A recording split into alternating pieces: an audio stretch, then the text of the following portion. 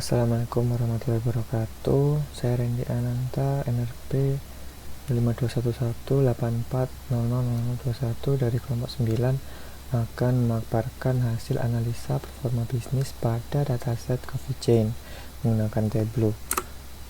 Nah, apa sih indikator penting itu atau KPI? Adalah alat ukur yang menggambarkan efektivitas perusahaan dalam mencapai tujuan bisnisnya. Nah, biasanya KPI itu ada 5 aspek. Yang pertama itu spesifik, yaitu KPI harus bisa menjelaskan apa yang akan diukur. Dan yang kedua adalah measurable, harus dapat diukur. Kemudian achievable, dapat diraih atau dipenuhi. Relevan dengan apa yang diukur, dan time bound, bersifat dalam jangka waktu tertentu. Nah, kemudian ada indikator penting yang kami temukan pada dataset tersebut, yaitu realisasi profit, indikator yang bertujuan untuk melihat estimasi profit yang direncanakan apakah sesuai dengan realisasinya. Kemudian realisasi COGS, cost of goods sold, ini adalah perbandingan antara estimasi COGS dan realita. Kemudian realisasi margin, ini adalah perbandingan antara estimasi margin dengan realita margin yang diperoleh perusahaan. Kemudian ada realisasi sales, yang mana ini juga perbandingan antara estimasi sales dengan realita sales yang terjadi. Nah, ini untuk profit ini akan berguna untuk melihat seberapa banyak keuntungan perusahaan. Kemudian realisasi COGS dengan margin ini dapat menggambarkan total pembuatan dengan margin ini sangat berkaitan untuk perihal efisiensi produksi. Kemudian realisasi sales ini menunjukkan marketing yang dilakukan apakah berhasil atau tidak. Nah, kemudian ini adalah KPI yang kami paparkan, ada 10, yaitu profit dalam jangka waktu tertentu, kemudian persebaran profit berdasarkan produk dan lokasi tertentu, realisasi sales per produk, realisasi sales per market, realisasi COGS per produk, realisasi COGS per market, realisasi margin per produk, realisasi margin per market, dan realisasi profit per produk dan per market.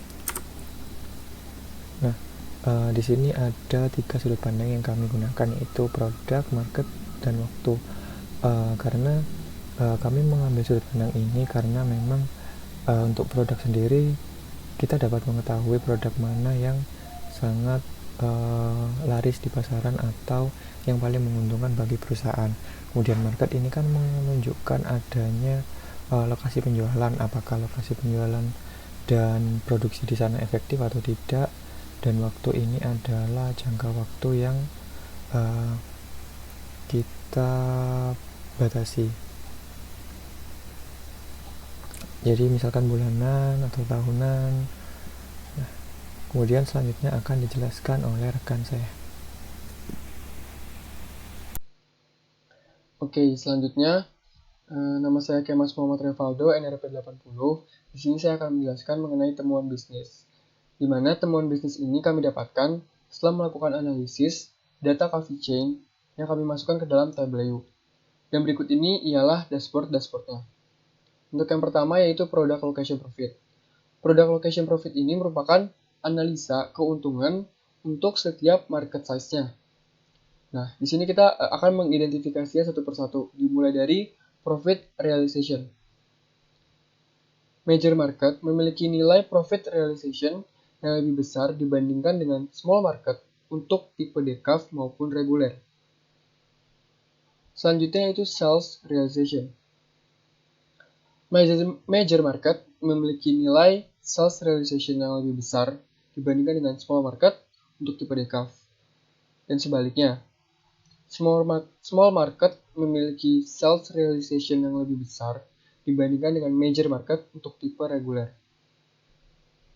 Selanjutnya yaitu margin realization, di mana major market memiliki nilai margin realization yang lebih besar dibandingkan dengan small market untuk tipe decaf, dan sebaliknya yaitu small market memiliki nilai margin realization yang lebih besar dibandingkan dengan major market untuk tipe reguler. Dan yang terakhir yaitu cost realization atau cost of goods sold realization, di mana major market memiliki nilai cost realization yang lebih kecil dibandingkan dengan small market untuk tipe decaf maupun tipe reguler. Dan di sini kita dapat mengambil kesimpulan bahwa market size yang menghasilkan profit paling tinggi yaitu major market, dengan alasan memiliki profit realization yang lebih besar dan juga cost realization yang lebih kecil. Selanjutnya yaitu product time profit, di mana product time profit ialah analisa terhadap profit yang didapatkan coffee chain dalam kurun waktu tertentu. Dalam hal ini yaitu perbandingan daripada tahun 2010 dan juga pada tahun 2011. Di sini kita bisa melihat bahwa profit yang didapatkan perusahaan pada tahun 2011 cenderung naik dengan tingkat hasil penjualan relatif sama untuk tipe dan produknya, di mana peringkat produk yang memiliki profit paling besar yaitu Decaf Herbal Tea yang disusul oleh Regular Coffee. Dan untuk produk yang menghasilkan profit yang paling sedikit yaitu Decaf Coffee. Dan di sini kita juga bisa mengidentifikasi profit yang didapatkan paling tinggi terletak pada bulan berapa untuk setiap produknya. Untuk yang pertama yaitu Decaf Herbal Tea. Decaf Herbal Tea ini memiliki tingkat penjualan yang paling tinggi pada bulan Juli untuk kedua tahunnya. Selanjutnya yaitu Regular Coffee yang memiliki tingkat penjualan paling tinggi pada bulan Agustus untuk tahun 2010 maupun 2011. Dan selanjutnya yaitu Regular Tea yang memiliki tingkat penjualan paling tinggi pada bulan Agustus. Selanjutnya yaitu Regular Espresso yang memiliki tingkat penjualan paling tinggi pada bulan Oktober. Dan selanjutnya yaitu Decaf Espresso yang memiliki tingkat penjualan paling tinggi pada bulan Agustus. Dan yang terakhir yaitu Decaf Coffee yang memiliki tingkat penjualan paling tinggi pada bulan Juli. Selanjutnya ialah most profitable product in market, di mana temuan ini merupakan analisis terhadap masing-masing produk, manakah yang menghasilkan keuntungan paling besar maupun yang menghasilkan kerugian untuk setiap regionnya. Untuk yang pertama di sini kita bisa mulai dari region sentral, di mana produk yang menghasilkan profit paling tinggi yaitu Regular Espresso Cafe Mocha. Dan untuk produk yang menghasilkan keuntungan paling sedikit yaitu Regular Tea Green Tea. Selanjutnya untuk region East, produk yang menghasilkan keuntungan paling besar ialah Regular Coffee Colombian, dan produk yang menghasilkan keuntungan paling sedikit, bahkan menghasilkan kerugian yaitu Regular Espresso Coffee Mocha. Untuk region South, produk yang menghasilkan keuntungan paling besar ialah Regular Coffee Colombian, dan yang menghasilkan keuntungan paling sedikit ialah Decaf Herbal Tea Lemon. Dan yang terakhir yaitu untuk region West, produk yang menghasilkan keuntungan yang paling besar ialah Decaf Herbal Tea Lemon, dan yang menghasilkan keuntungan paling sedikit atau bahkan di sini ialah menghasilkan kerugian yaitu Regular Tea Green Tea. Sekian penjelasan saya mengenai temuan bisnis pertama, kedua, dan ketiga, dan selanjutnya akan dilanjutkan oleh teman saya. Terima kasih. Assalamualaikum warahmatullahi wabarakatuh. Jadi, saya di sini akan melanjutkan hasil temuan bisnis dari analisa yang telah dilakukan sebelumnya. Jadi, temuan bisnis selanjutnya adalah tentang produk performance, di mana produk ini dibagi menjadi dua tipe, ada decaf dan regular. Lalu dibagi lagi menjadi beberapa tipe seperti coffee, espresso, herbal tea, dan masing-masing di cafe dan reguler punya produk type-nya sama. Lalu dibagi lagi yang lebih spesifik yaitu produknya langsung. Di sini produknya misal decaf Irish Cream itu produk type-nya coffee dan tipenya itu decaf. Decaf espresso, produk type-nya espresso untuk decaf dan lain sebagainya. Nah, di sisi kanan bisa dilihat bahwa itu adalah performance dari 3 produk secara spesifik. Misalkan untuk decaf espresso itu sudah 100% untuk profit realization-nya. Artinya, decaf espresso ini sudah melampaui target sebesar 0,14%.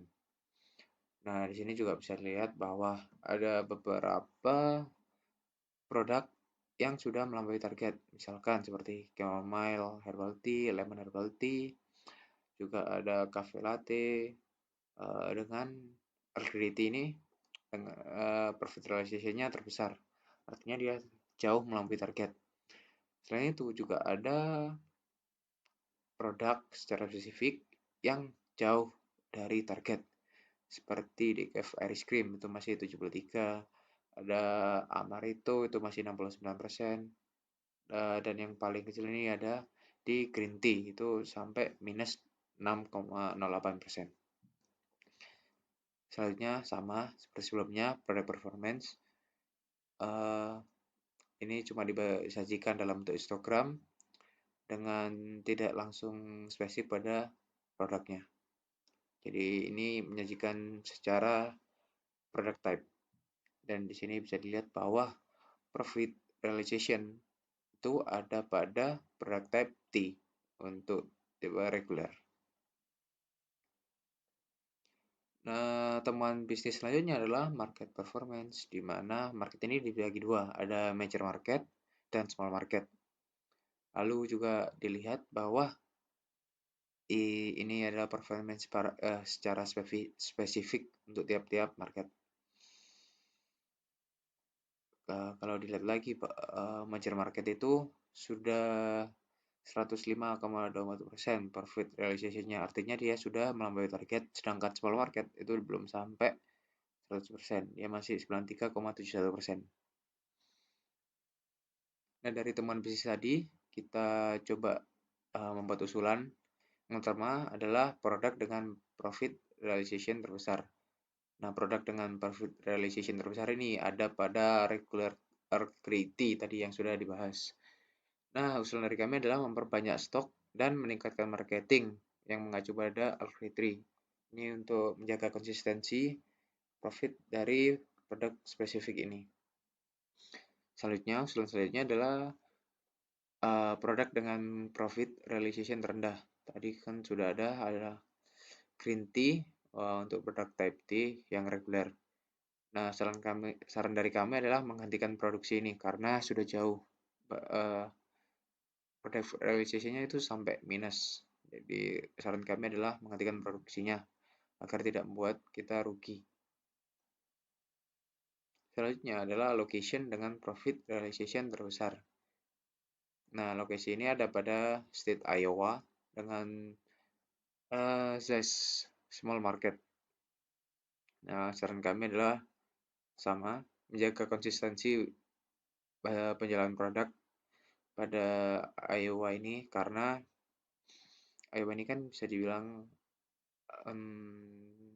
state di mana kita paling banyak mendapat profitnya. Lalu selanjutnya adalah location dengan profit realization terkecil. Ini ada pada New Mexico.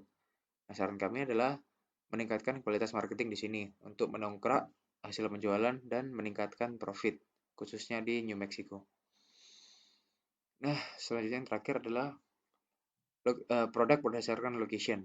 Nah, kita lihat lagi. Nah, di sini ini adalah produk secara spesifik dengan market di Central, East, South, dan West. Kalau dilihat lagi, produk Irish Cream itu masih minus.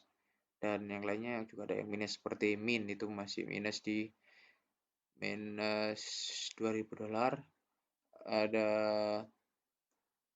Amarito itu masih minus $1.000, ada Cafe Mocha minus $6.000, dan Green Tea itu masih minus $7.000. Nah, saran kami untuk produk spesifik ini yang masih minus itu adalah menghentikan produksi karena mengalami kerugian di lokasi. Jadi untuk lokasi tersebut produk spesifiknya tidak usah dilakukan lagi atau dihentikan. Nah, untuk produk lainnya itu masih bisa ditingkatkan. Nah, sekian dari kelompok kami. Kurang lebihnya mohon maaf. Wassalamualaikum warahmatullahi wabarakatuh.